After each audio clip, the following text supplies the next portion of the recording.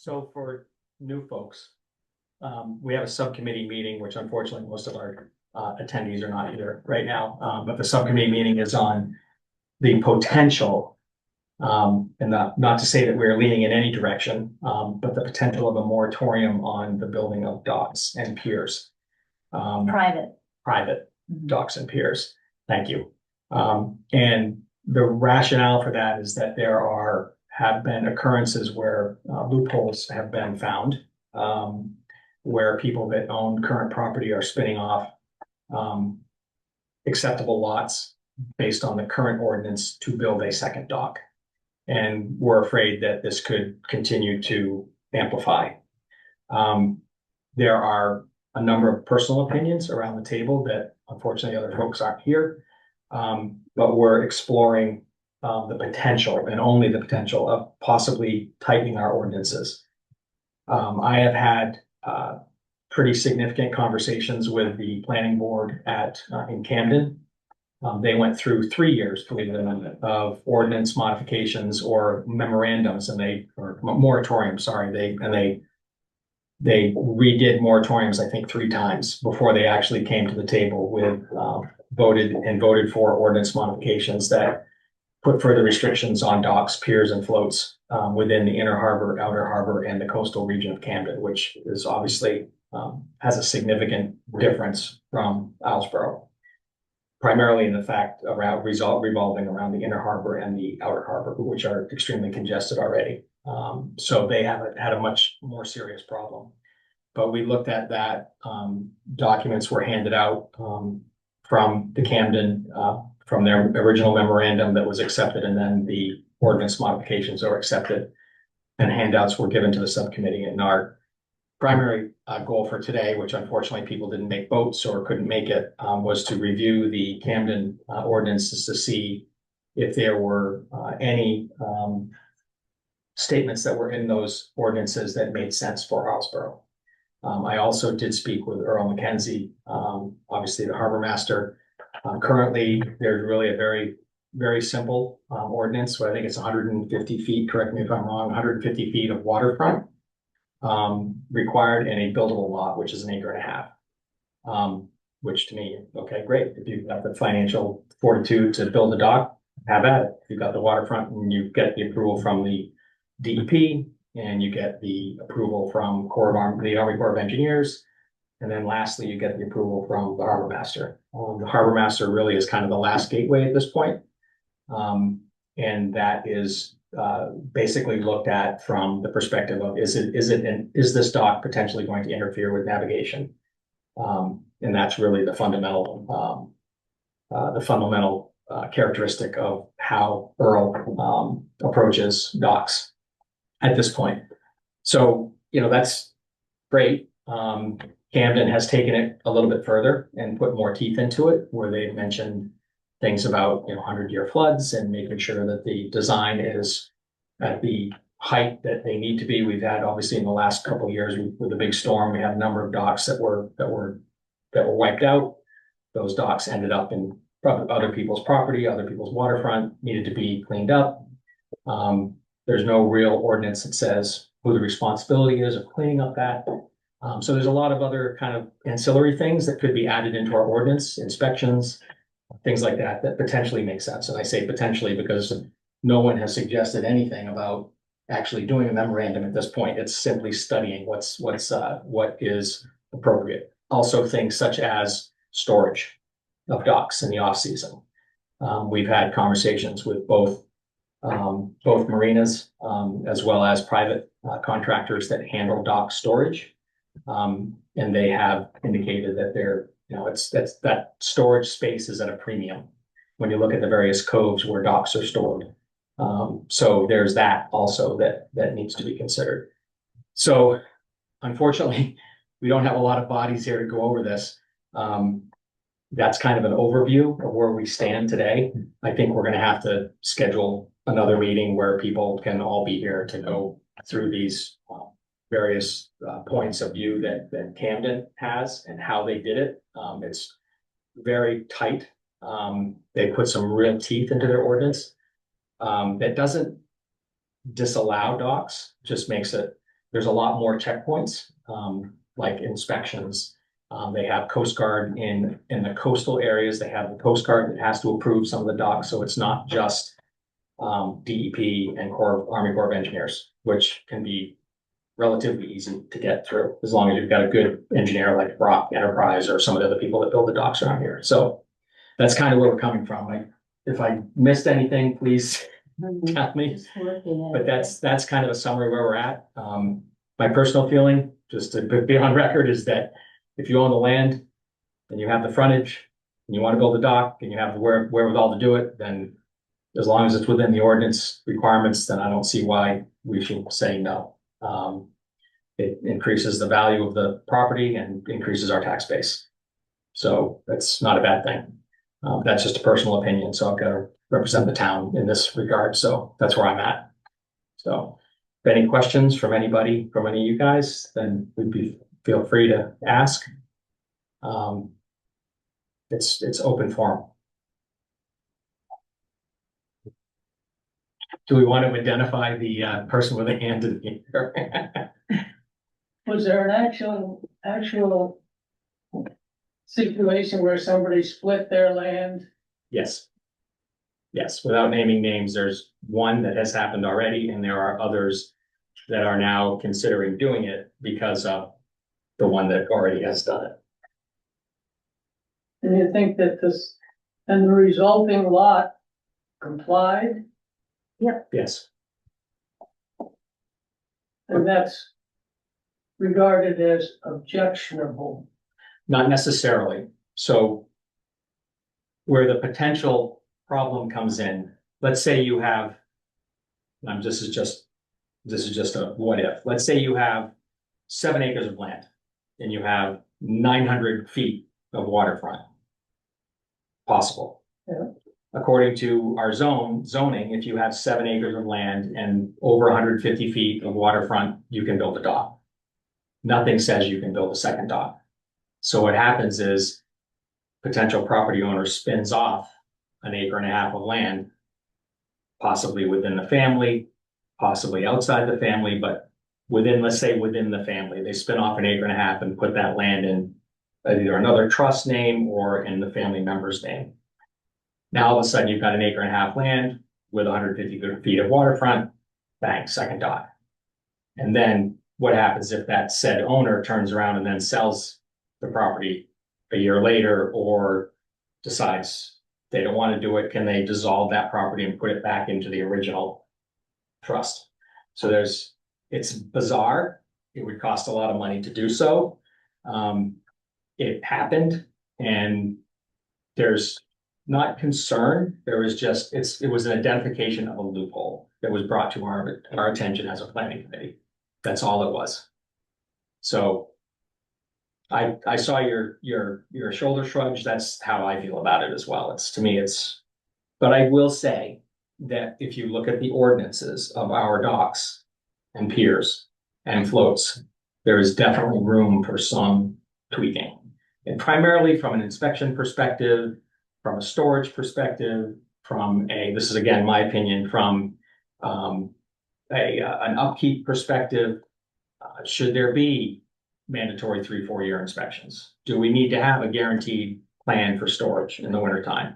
What happens if we run out of space to store docks? Where are they going to be done? Where are they going to be held? And in a lot of instances, we're pretty tight on that now. So, and then, are we designing docks today, which assuming we are, because we've got Brock Enterprise and others, are we designing docks that are going to withstand the sea level rise and these 100-year storms? So there's things that right now I think our ordinance is about a paragraph and a half, 2 paragraphs, maybe, or a paragraph, maybe 3 sentences. So could it be modified? Should it be modified? Could it be modified? Yes. Should it be modified? We don't know at this point. Strictly a subcommittee meeting to discuss it. And Bill has joined us. There he is. Hey, Bill. You're muted, Bill. Are you unmuted now? Not yet. Can't hear you. Still muted.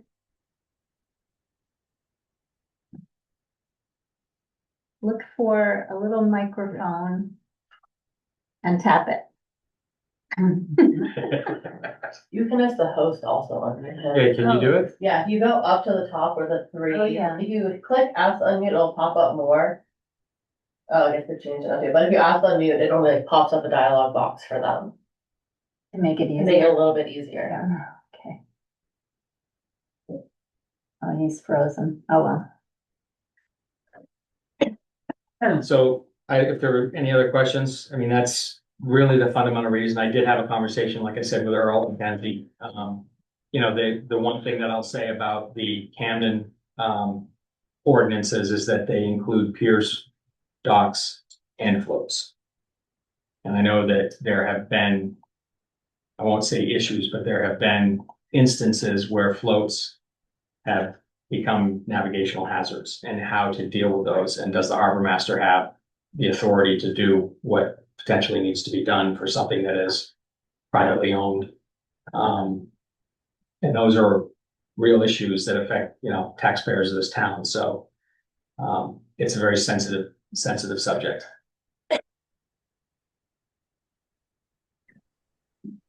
Her comments? I think you can hear me now. Yeah. Yep. Success. Evelyn, turn it down.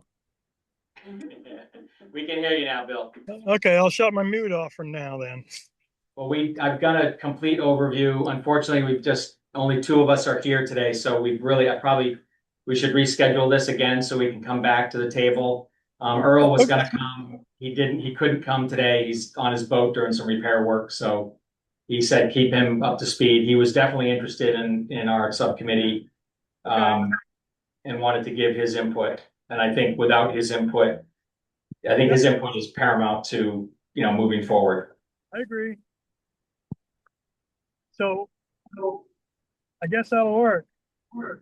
Sorry about that. I got delayed an hour this morning getting off and it messed up my whole day. It happens. We all have to work to the ferry, right? Tomorrow's gonna be a nightmare. Let's see if they run late ferries tomorrow. I need to get in tomorrow too.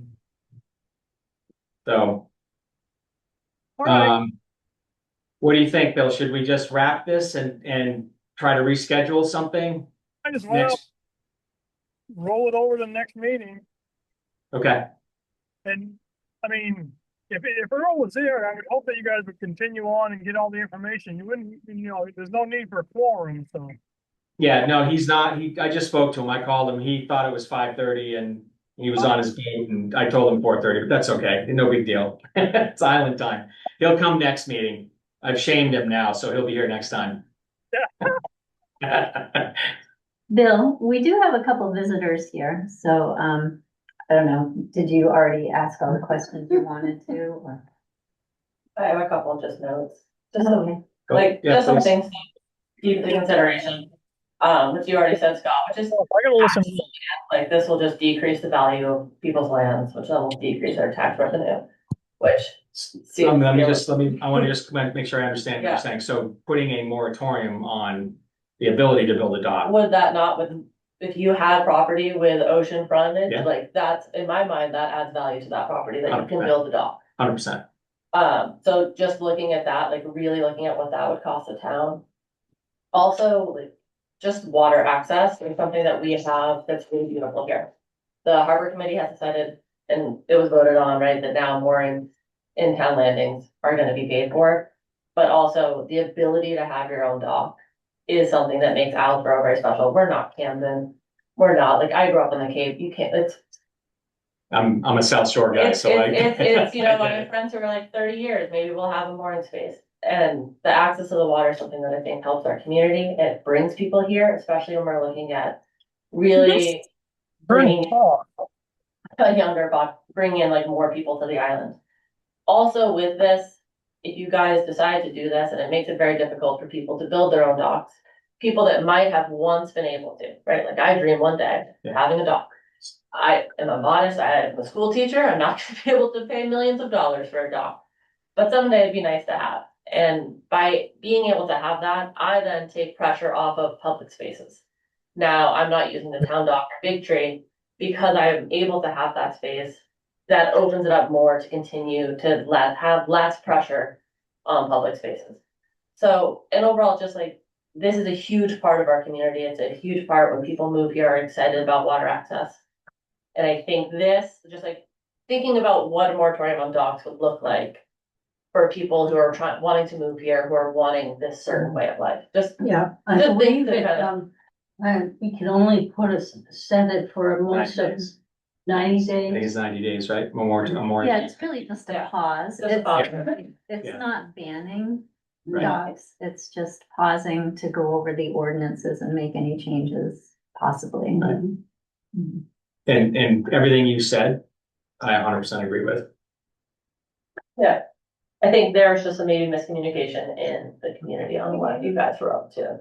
So that's. I don't think basically we've that's I don't it. think we've communicated anything. Well, so I would say that Maybe the- that's the the problem. things that are being said around town, but like a 90-day pause, that looks very different than what people have been saying around, which is that it would be a. Yeah, that's the way moratoriums work. They're not set. They're not like infinite. Camden actually issued one and then issued it again and then issued it again because it took them so long to actually modify the ordinances.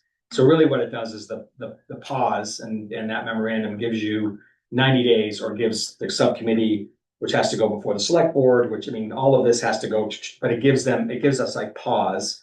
And again, not saying that we're agreeing to do this, we're just discussing it.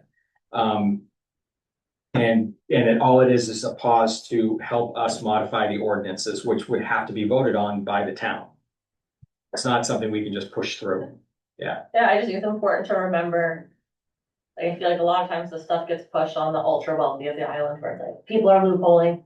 And then the people who are just existing here get, it's like, it's. I just wanna make sure that that's being remembered, that there are people in this community they're lucky enough to have some water on their property and, I'm one of those. And I also wish. I just think it's. At some important to point in the remember future, that so. there is a group of people that. Yeah. Aren't looking to loophole, are just looking to exist. Bill's raising his hand. Bill, Raising. You have to go off mute. Getting on the ferry. you're still muted, Bill. He's driving onto the ferry as he speaks. I can see the trees moving in the back.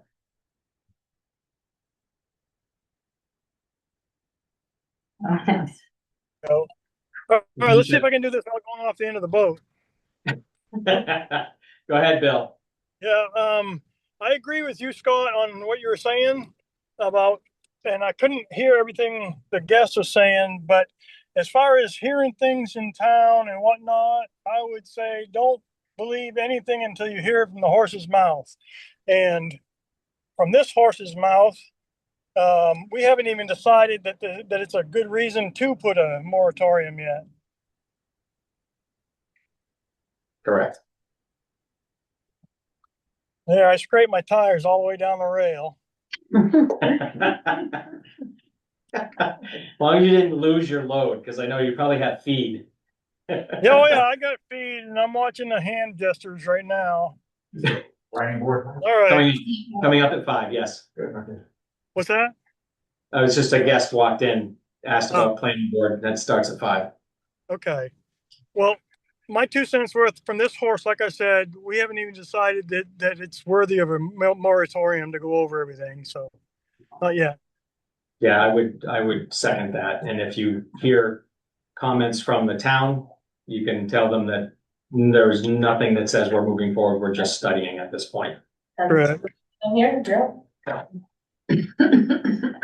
And we do appreciate people. Now, we wish more people would comment like that. Yeah, May I take these and go home? you may. Thank you. Yep.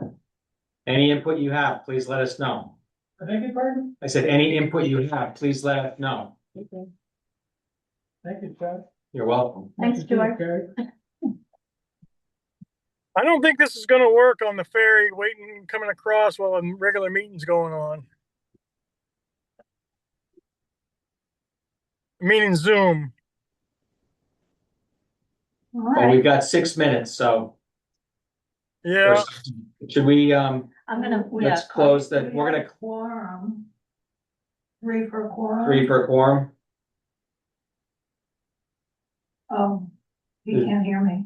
Yeah, Bill, we have three planning board members here. Right, So- so you got a quorum. So we can continue, you can try to call, you can stay on the phone and see if it works. I'm gonna pass on that because I can barely hear you guys now and it's getting hot in my truck. And I don't have the luxury of AC. And you're right by the engine room. Yeah, well,